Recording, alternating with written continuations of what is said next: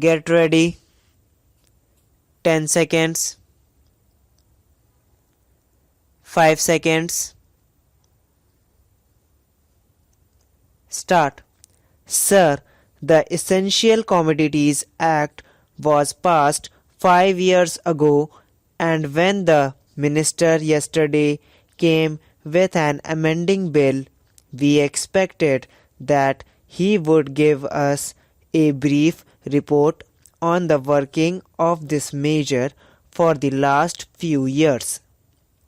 But unfortunately, we are kept in the dark in regard to the exact working of the Act and the nature of the difficulties the minister is facing. Sir, as far as I know, many of the provisions of this enactment have been observed more in violation by his agents at the state level. The food minister may be very earnest, may be very able, and may be very anxious to see that the various provisions of the Act are implemented in the most effective manner at the state level, but unfortunately his agents at the state level are not equally enthusiastic or equally anxious to observe the provisions of this enactment. The most important objectives of this enactment are to control the supply and distribution of commodities and to maintain a stable price level. In regard to both these aspects, I am afraid that the government has failed to realize the objectives in view. Some time past, when there was scarcity of food grains, attempts were made to make procurement from certain wholesale merchants and from rice mills. In my own state, I know of many instances of such procurement where, after making known that certain things had to be done and certain steps had to be taken by the merchant community, nothing was done later on by the government when they found that these very orders of the government were violated. As a result of the violations, there was a consequent rise in the prices of food grains. In respect of other commodities like iron and steel, paper, etc., we see a lot of speculative activities, but the provisions of the Act have not been brought to bear on them. Perhaps no case of prosecution was launched against those people who contravened the various provisions of the Act. We are interested to know in how many cases the government have taken steps to prosecute individuals who have violated the various sections of the Act. The minister said that the powers under the Act were not adequate. We sympathize with the food minister, but I want to know what action has been taken in this regard by the various state governments. In regard to the amending provision, I want to know from the minister what would be his difficulty even if minor offences are taken to courts of law. For instance, the Motor Vehicles Act deals with various offences, both major and minor, and various minor offences under the Act are taken to courts and people are prosecuted.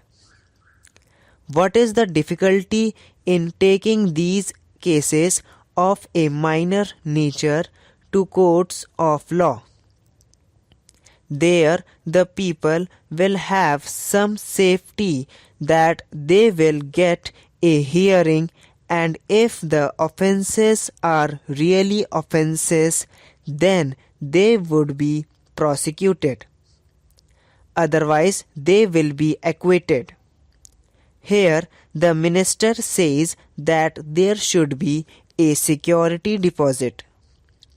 If there is a violation of a particular provision of the enactment, then the executive authority will have the power either to confiscate a part of the amount or the whole of the amount. We are clothing the executive authority with more powers. I do not grudge giving powers to the executive authority provided they are used properly and effectively in the most fair manner. But unfortunately, there have been discriminations apart from the ineffectiveness of the various provisions. Wherever these provisions were used, there had been discriminatory use of these provisions against a few or in favor of a few. Normally, when officers are clothed with more powers, there is large scope for corruption. I feel that it would be desirable to avoid such malpractices, and it would be desirable, I think, that even for minor offences, the parties should have a chance to defend their actions. I do not think that this problem of dealing with minor offences will become complex or complicated in any way if we take them to courts of law. I want a reply from the minister in what way he is suffering from a handicap in dealing with minor offences or offences of a technical nature. The honourable member made the point that even if this thing was acceptable to the House, he did not know what amount would be demanded as security. So, the minister should tell us what amount is normally accepted from a licensee in all cases of what the offences are which are of a technical or minor nature which he has in view. We are not told which are major offences and which are minor offences. Clarifications on these points are necessary. I wish that the Act which came into effect long ago was implemented properly. I know that the minister here is very earnest in implementing it, but its colleagues at the state level and at the central level are disappointing him.